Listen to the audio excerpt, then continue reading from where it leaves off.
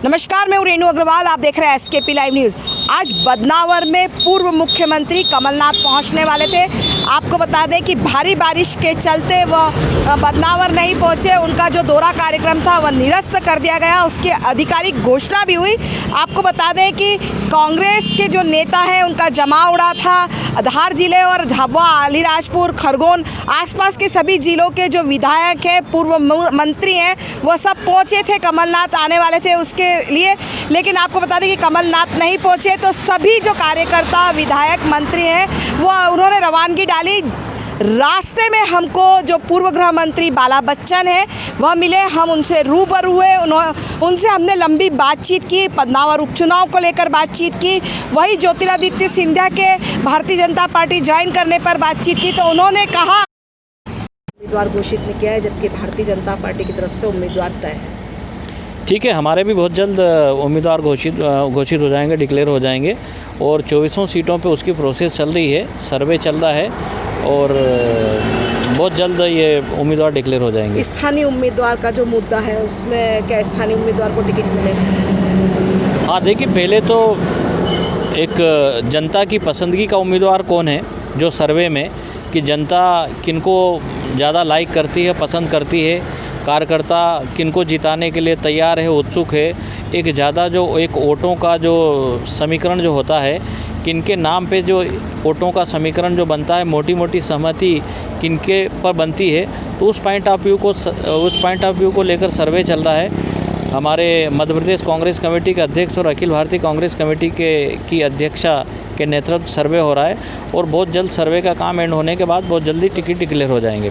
Sir, Rajvardhan Singh Dattigaon चूँकि पहले कांग्रेस में थे, अब चूँकि कांग्रेस छोड़ के बीजेपी ज्वाइन कर लिया है उन्होंने और उम्मीदवार भी हैं, तो कितनी चुनौतियाँ रहेगी कांग्रेस के लिए बदनावर उपचुनाव? देखिए, लोगों को, जनता को लग जा चुका है कि उन्होंने, कार्यकर्ताओं ने जो मेहनत की थी पिछले 15 साल तक, जिन कार्यकर्ताओं ने मेहनत की थी उनके ऊपर प्रकरण दर्ज हुए थे और कई आंदोलन किए थे, कई जुल्म पूर्व की सरकार ने, शिवराज सिंह जी के नेतृत्व वाली सरकार ने कई जुल्म उन पे किए थे और बड़े संघर्ष और अपने खून पसीने से जो सरकार बनाई थी और उस सरकार को एक पद के लालच में गिरा देना और कार्यकर्ताओं का और जनता का वोट बाज़ार में बेच देना, इसको जनता समझ रही है। और उसके बाद जो पिछले विधानसभा चुनाव में हमने मध्य प्रदेश की जनता को जो वचन दिया था, उन वचनों को माननीय तत्कालीन मुख्यमंत्री कमलनाथ जी ने तेज़ गति से उन वचनों को पूरा करना शुरू किया था। जैसे डिफ़ाल्टर किसान थे, उनके 2-2 लाख रुपए तक के कर्ज माफ़ कर दिए थे। रेगुलर किसानों के 1-1 लाख रुपए के कर्ज माफ़ कर दिए थे। जून में भी 2-2 लाख रुपए रेगुलर किसानों का भी कर्ज माफ़ होना था। तो ये सब जो है, बिजली के बिल हाफ कर दिए थे, जो खेती को लगने वाले बिजली के बिल है। घर की बिजली 100 रुपये में 100 यूनिट मिल रही थी। सामाजिक सुरक्षा पेंशन को डबल कर दी थी, 300 से बढ़ाकर 600 रुपये कर दी थी। उसके बाद जो मुख्यमंत्री कन्यादान योजना में 51 हज़ार रुपये कर दिए थे। शुद्ध के लिए युद्ध का अभियान अच्छा चल रहा था।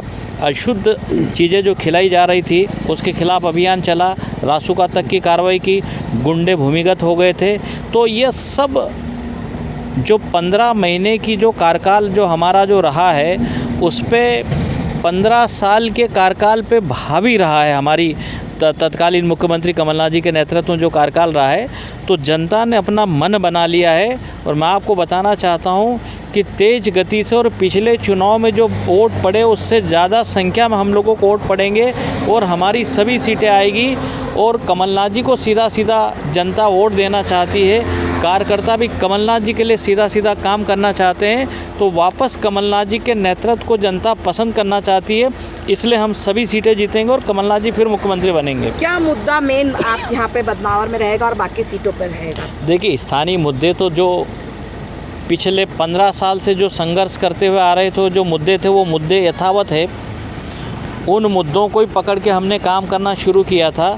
तो मुद्दे जो स्थानीय जनता के जो मुद्दे हैं वो मुद्दे हैं और उन्हीं मुद्दों को लेकर हम लोग चुनाव लड़ भी रहे हैं। और पिछली बार जितनी लीड से जो जीते हैं उससे ज़्यादा अब हमारा हाथ का पंजा वहाँ जीतेगा। जो भी उम्मीदवार होगा उससे ज़्यादा वोट से जीतेगा और हमारी सरकार बनेगी। अब जो कांग्रेस में जो है भीतरी कला है, अलग अलग गुट है, तो कैसे आप लोग यहाँ सामंजस्य बना पाएंगे और कैसे जीत की दावेदारी करेंगे? कमलनाथ जी के नाम से उनको पुनः मुख्यमंत्री बनाने के नाम से सारी पूरी कांग्रेस एक है, सारे कार्यकर्ता एक है और सारे मुझे नहीं लगता, मैं भी जितने दिनों से जो घूम रहा हूँ, मुझे कोई कला और कोई गुटबाजी नहीं दिख रही है। यहाँ जुनून और जोश है कि कमलनाथ जी को पुनः वोट देकर मुख्यमंत्री बनाएं। और ये जो जिनने जो किया अपनी पद के लालच में कार्यकर्ताओं को और जनता का जो वोट जो बेचा है, विश्वासघात जो किया है वो पद के चक्कर में, इसलिए जनता आतुर है, कार्यकर्ताओं में भी उत्साह है, आक्रोश भी है इनके प्रति। तो बहुत जब भी चुनाव आएंगे कांग्रेस को खूब बड़ी संख्या में, पिछले चुनाव से ज़्यादा संख्या में वोट पड़ेंगे और बदनावर सीट हम जीतेंगे। इसी तरह से अगर बीजेपी की सरकार बन जाती कि क्या इनमें समानताएं और क्या ये समानताएं बना पाएंगे, सामंजस्य और समन्वय और कोऑर्डिनेशन ये बना पाएंगे, ये आने वाला वक्त बताएगा। लेकिन मध्य प्रदेश के लोकतांत्रिक और संवैधानिक इतिहास में मैं समझता हूँ कि कभी भी ऐसा नहीं हुआ है कि जो 34 मंत्री बने उसमें से 14 जो मंत्री जो बने हैं उन विधायकों की विधायकी ही नहीं है, सदस्यता ही नहीं है हाउस की। सिंधिया के कहना पड़ता है कि ये जो इनने जो किया है, उनने खुद ने अपने पैरों पे खुद ने कुल्हाड़ी भी मार ली है, खुद का भविष्य भी ख़त्म कर लिया है। कांग्रेस के लिए उज्जवल भविष्य आने वाला जो समय, उसका रास्ता भी साफ कर दिया। कल महाराज ने कहा कि टाइगर अभी जिंदा है, पहले शिवराज कहते थे कि टाइगर अभी जिंदा है, तो अब 2 टाइगर हो गए, क्या कहेंगे? अब ये सर्कस के टाइगर हो गए। अब ये जंगल के टाइगर नहीं बचे, अब सर्कस के टाइगर हो गए। और जो सर्कस का जो मास्टर होता है ना, वो उसके मुताबिक चलने चलाने वाले हो गए हैं। और मैं आपको बताना चाहता हूँ कि अगर इनमें दम होता तो इस तरह से जो सरकार जो 15 साल के संघर्ष के बाद जो बनी थी, जो सरकार तत्कालीन मुख्यमंत्री कमलनाथ जी के नेतृत्व में जनता के मुताबिक काम कर रही थी, ये निर्णय किसी को भी पसंद नहीं आया है। और अब आने वाला समय जो कांग्रेस का रास्ता साफ कर देगा, कांग्रेस की सरकार बनेगी और इनने जो किया है उनको भी जनता सबक सिखा देगी।